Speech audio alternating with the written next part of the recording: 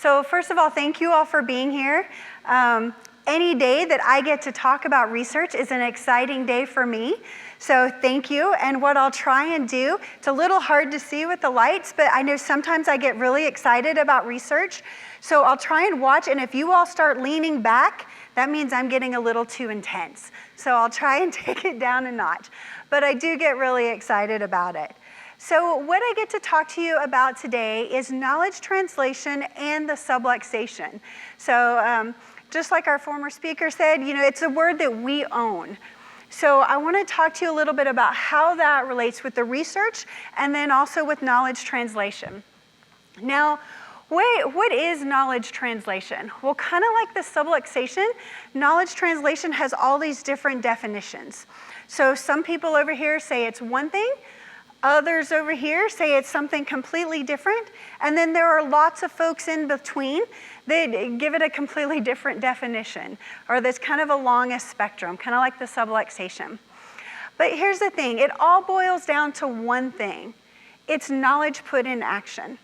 Because when we do research, we're doing our research for you and for your patients. So knowledge translation is all about putting that knowledge to work and allowing you to share it. So the reason I have this article up here is kind of my knowledge translation story. So when I started in my Ph.D. in neuroscience, we have Journal Club. And one of the things that we did, this was one of our first articles. And it was right when optogenetics was just coming out. So no joke, I spent 6 hours trying to understand this research study. There was like times at 1 a.m. where I'm thinking, what was I thinking? Neuroscience? Really, Stephanie? Why? Why would you do this to yourself? So I got up the next morning, pulled on my big girl panties, and went to the Journal Club anyway, even though I was like, I don't know what I'm doing. And the amazing thing was, when I got there, I wasn't the only one. Every single person in that Journal Club had no idea what this article was talking about. It was way over our heads, including the professor who had been practicing and studying neuroscience for 20 years. But what it made me realize is that we need to understand the foundation to be able to understand the science. And that I know when I read research articles, I'm so excited about it and I want to tell people about it. But if you don't have the foundation to understand what's in the articles, then you are like me with this optogenetics paper. You're like, I don't know what an N20 is, an N30, an SSEP, a Loretta. You do you, I'll just do what I do as a chiropractor. But there's so much robust knowledge in the research. So what I'm going to do and what we're doing now in the Center for Chiropractic Research are finding ways to share this information so that you can pass it along and you can put it into action.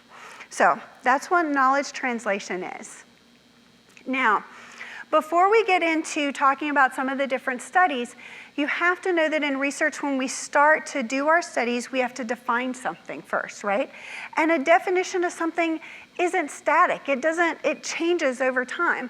So we come up with a definition. It's based on society and observation, and then, maybe we use some Greek language to describe it, but then it ultimately evolves.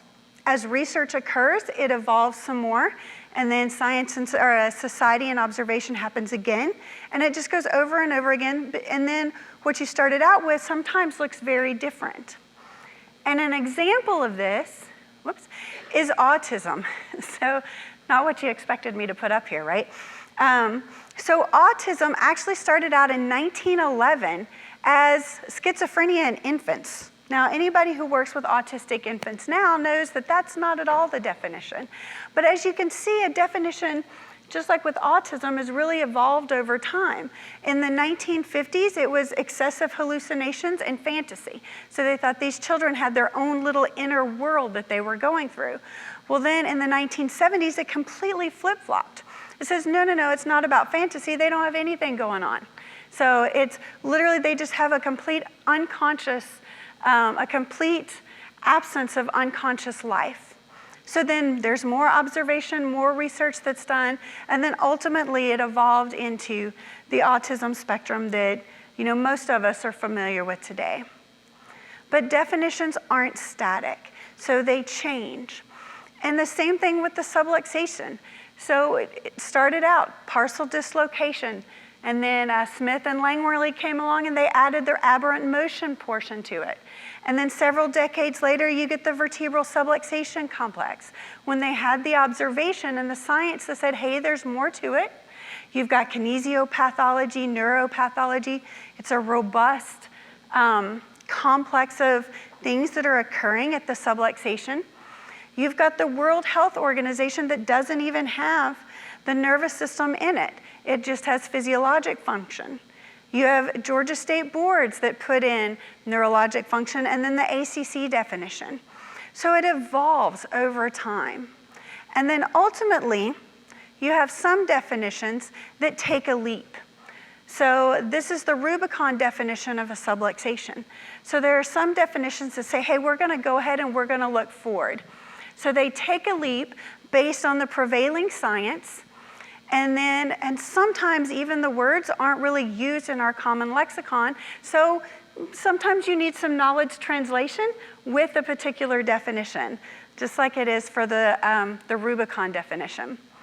So what we're going to do is, as we go through some of the science, we're going to use this definition. But first, so in research, whenever we're doing research and we're maybe researching a product or we've received some funding or a grant, then we have to do what's called a disclosure statement. So what I'm doing is I'm taking off my researcher hat and I'm putting on my chiropractor hat right now, okay? And this is my disclosure statement about the subluxation. I love the term subluxation.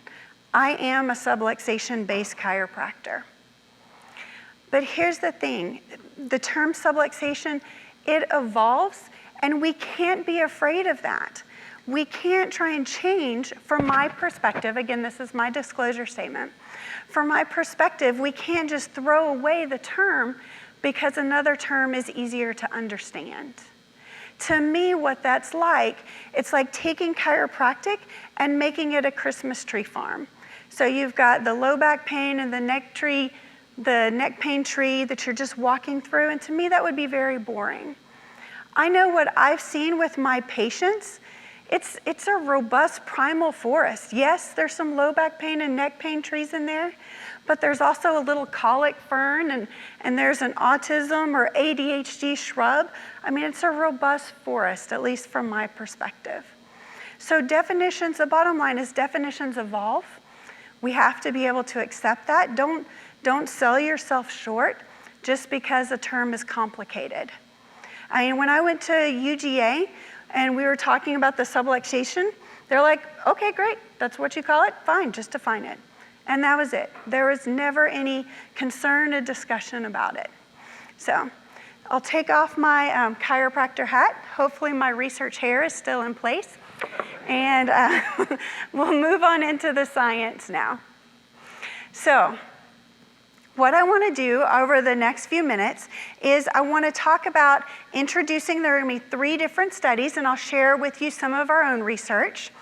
We're going to discuss the results relative to the background information. So I want to give you some knowledge, just like that optogenetics paper. I didn't have any knowledge. I didn't know what I was reading. So I'm going to try and give you some foundation so it'll make sense. And then we're going to talk about it in relation to your patient. So, because bottom line, that's what it's about, right? So here we go with the first study. So with this one, we're going to use, again, the Rubicon definition. So this part of it here is about hypermobility and hypomobility. So this is a really nice, it's a systematic review. So to give you some background on a systematic review, it's where ahead of time they decide these are the criteria that we're going to look for. We're going to go to the literature and we're going to find articles based on these particular criteria, and this is where we're going to go. And this is how we're going to grade it. And it does that to kind of prevent bias in the research. Instead of a researcher going, yeah, I like this one. You can't do that in a systematic review. You set ahead of time what your goals and parameters are. So that's what this study is. It's looking at several different things, including range of motion, the cardiovascular system, and lateral epicondylitis was one of the other things that was in there. Kind of an interesting collection. But another thing that they did is they went in and they did effect size on these studies. Now, to give you some background, so most of us are familiar with statistical significance and like a t-test or a ANOVA, right? Well, that's measuring the likelihood that something is going to occur by chance, right? Well, the other thing, and this is what they're starting to request in the literature, is effect size. And effect size is a measure of practical significance. It's kind of like the bottom line. Okay, what does this really mean to me and my patient? And then it's kind of graded. So you've got a 0.2, which is just slight, and then you've got 0.5, which is kind of moderate. 0.8 and above are really a high effect size. So you can see, well, you will in a minute. So you can see what this review showed, that whenever they were working with segments, so this one here was segments within the cervical spine only. They looked at C3, C4, and C4, C5, and when there was a reduced amount of motion, or some hypomotion going on, and they adjusted them, then the range of motion for those individuals, and in one study it was individuals who were, had a little pain or disability in their cervical spine, they actually improved by a 0.8 effect size. That's huge when you're comparing the means of those two populations. And then even in individuals, Passmore did a study where they did C1 and C2, restricted motion. When they did that, it was still a moderate effect size in individuals who had nothing, what they would consider from a medical perspective wrong with them. But they did have a subluxation with restricted motion. So coming back to the definition, so hypomobility, when you restore it through an adjustment, then it actually leads to changes in the individual. And some of those were the range of motion, blood pressure, and tennis elbow. So what does that mean for you and your patients? Okay, so if you've got a patient population that's aging, range of motion is very important to them, right? Because they want to be able to turn and look and see a car coming at them. Or let's say you work with a football team. It's important for that wide receiver to be able to run and look over his shoulder to be able to catch a ball. So when they ask if chiropractic can help, so you're sitting here with this mom who's got her high school student football player coming in and say, oh, can chiropractic do anything for you? There's nothing wrong with them. You say, yeah, well, here was this study that actually showed we increased range of motion. And it was a huge effect size. So then it gives you some fuel and something to talk about with your patient. So that's one of the studies. So now we'll move into another aspect of the subluxation. So we're going to look at this little kind of area right here. So the hallmark of the chiropractic subluxation is the confusion it creates within the central nervous system. So for those of you who may have been my students, you might recognize this from physiology. But I just want to kind of take you back a little bit so this will make sense. So remember with your muscle, you've got afferent fibers and efferent fibers. So your afferent or your sensory, and it's coming into the brainstem, into your cerebral cortex. So right here, inside the muscle fiber is your muscle spindle. And then you have these 1A afferent fibers going into your spinal cord. Well, this is what tells your brain where your body is. If this isn't set up properly, then your brain is just kind of guessing and trying to figure out where things are. And then you actually have motor fibers that drive it. You've got your alpha motor neuron, which contract the larger muscle, and then you have your gamma motor neuron that actually contract the muscle spindle. So think about this for a second. So if you've got a muscle spindle that is, and what some of the research in this article shows you is this: if you take a vertebrae and you hold it out of position, so you subluxate it even slightly for as little as 5 seconds, it changes the firing pattern of that muscle spindle. So what that means is your brain is getting the wrong information. And then when you put that vertebrae back where it was, it doesn't go back to its normal firing pattern. Your brain still thinks that that spindle is stretched. So what they found through the research is that if you do a high velocity, low amplitude adjustment, what would be a typical chiropractic adjustment, it resets the firing pattern. So it changes the firing pattern of that little proprioceptive fiber. Whoops, hit the wrong one. Go back. There we go. That went in. So it changes the firing pattern of that little muscle fiber. Because here's the thing, if that's got the wrong information, this gamma motor neuron is going to give you the wrong information, and it's going to be a feedback loop. So now, when you're a rugby player and you're out there trying to avoid someone, then your brain doesn't know where your body is in space because it's getting the wrong information. If you haven't been adjusted and you haven't allowed for that chiropractic adjustment to reset those muscle spindles and reset the firing patterns, then your body doesn't know where it is in space, and that can lead to injury. So proprioceptive retraining has a long history of showing that if you do retraining, then it improves your proprioceptive skills and you're less likely to be injured. With chiropractic, there's been several studies that have shown following a chiropractic adjustment, your proprioceptive system functions better. So again, that means that in your patients, when you're talking to them, and they're an athlete or they're somebody that is even just trying to avoid an oncoming car, if your body knows where it's at in space, it's able to respond better. So that's the science that helps you educate your patients relative to that.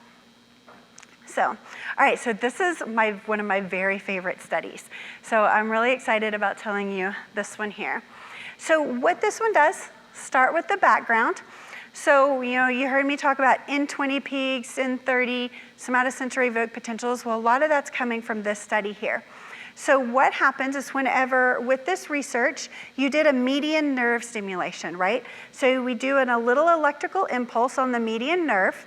And what that does is that causes a signal then to go up through your arm, in through your brainstem, cross over, go to your cerebral cortex, right? Well, before and after a chiropractic adjustment, we actually change the response pattern of these signals going into your brain. So to kind of set it up for you, so with the stimulus, then there's what's called a latency. And the latency is the amount of time in milliseconds it takes to go from your sensory end organ up to different areas of your body. And that's what these little peaks are right here. So when it hits here, that's your N9 peak. And then as it goes up and up, then so your N20 peak and then your N30 peak. Now when it says N, that means negative, but it's upward. P is a positive peak, but it's actually downward. So their conventions are kind of interesting with how they set them up. But the cool part is after the adjustment, the peaks or the amplitude, the height of the peak was attenuated. So it actually decreased following the adjustment. So, and that's been repeated over and over again. So if any of you have heard Dr. Havoc talk about her research, this is what's being done at the New Zealand lab. Now, here's the cool part. The next part of this study is, so they noticed this happen over and over again. Well, then they asked the question, okay, well, where is this coming from? So yeah, it's coming from the brain, but where in the brain? So then they did what's called low resolution electromagnetic tomography, or LORETA. And that's where they put a lot of electrodes on the brain, and then they're able to go in and say, okay, where is this coming from? So where does this happen? Well, it happens in the prefrontal cortex. So after the research, that's where they found that where the signal is being generated and the change is being generated is in the prefrontal cortex. Well, why is that exciting? Well, because your prefrontal cortex is your executive function area. It's where you actually say, oh, you know what, I'm gonna stop that Netflix auto feed, or I'm gonna make a decision to get up and eat a piece of fruit as opposed to that chocolate bar that's been sitting there. So that's your executive function. It also works with memory and focus and reaction time and things like that. So, and here's the other cool part.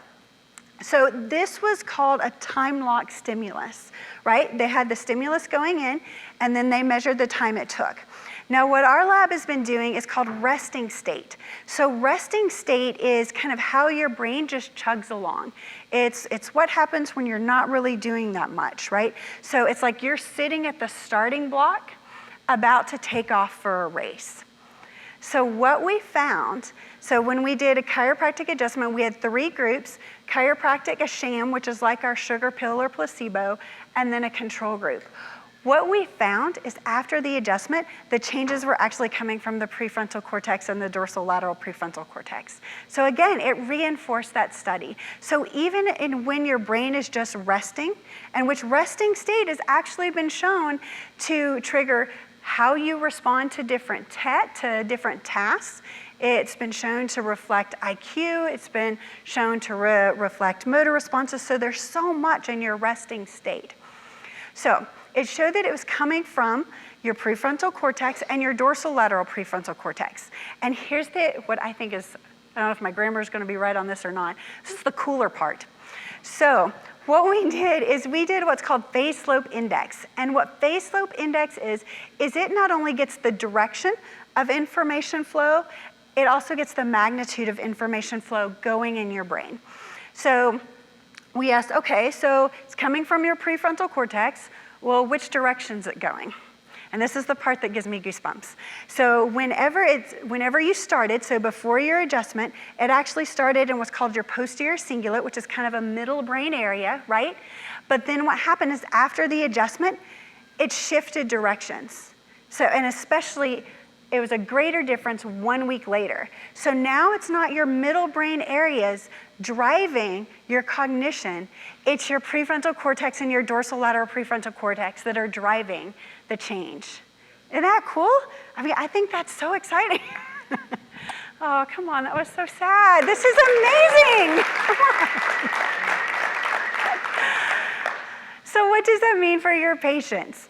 Well, what that means is that it's actually supporting some of these clinical observations. So this is getting to the why. Why do we see changes in learning disability? Why do we see changes in attention deficit?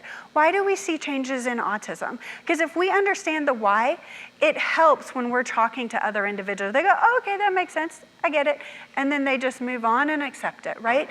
So understanding this research really helps us to get to the why these clinical observations have happened. And for those of you who are students, I know at some point you'll probably have patients get up off the table and you say, wow, I think clearer, I think better. Well, maybe this is some of the reason why.